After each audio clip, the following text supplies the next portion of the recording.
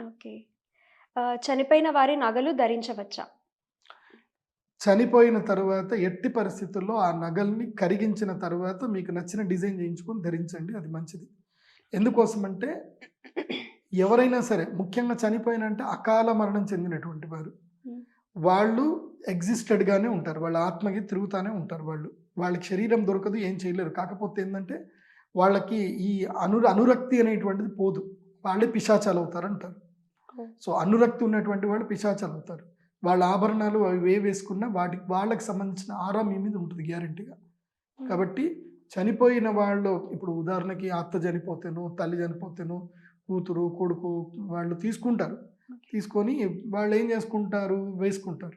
నేనేమంటాను అంటే అలా డైరెక్ట్‌గా యేసుకునే బదులు తీసుకోండి మీరు పంపకాల్లో ఏం తీసుకుంటారో తీసుకోండి గానీ, దాన్ని మాత్రం కరిగించండి. కరిగించి మళ్ళీ మీకు నచ్చిన డిజైన్ చేయించుకోండి.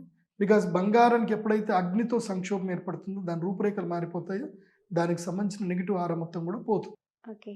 ఇంట్లో పలిగిన అద్దం ఉండకూడదు అంటారు. ఎందుకని? ఎందుకు మల్టిపుల్ ఫేసెస్ కనిపిస్తాయి. కాకపోతే ఓకే. పగిలిన వస్తువులు ఇంట్లో ఉండకూడదు. అద్దం మంచిది కాదు. హ్మ్. ఇంకోటేందంటే అద్దము ఇంట్లో మెయిన్‌గా పగిలిన అద్దాలైతే ఇంట్లో ఉండకూడదు. అది గాకుండా ప్రతి చోట ఇంట్లో అద్దాలు ఉండకూడదు. అలా ఉన్నా సరే నెగెటివ్ ఇంపాక్ట్ అవుతుంది. ఓకే. సో, ఇంట్లో అద్దం అనేటువంటిది ఒక ప్రత్యేకమైన స్థానంలో మాత్రమే ఉండాలి. దాన్ని మీ అలంకరణకే ఉపయోగించుకోవాలి. ఇంక దేనికి వాడకూడదు. So, okay. పగిలిన అద్దం ఎట్టి పరిస్థితిలో ఇంట్లో ఉండొద్దు. అది మంచిది గాదు.